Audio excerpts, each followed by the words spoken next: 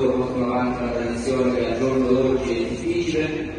quella delle arti circense, e la tramando di generazione in generazione, aprendo le porte a questa meravigliosa realtà anche a persone non provenienti da famiglie circensi. E abbiamo regalato questa targa, che speriamo sia la prima di tanti spettacoli, proprio per l'impegno, e vi pregherei di dare un grosso applauso a tutti, ai maestri, alla Presidente.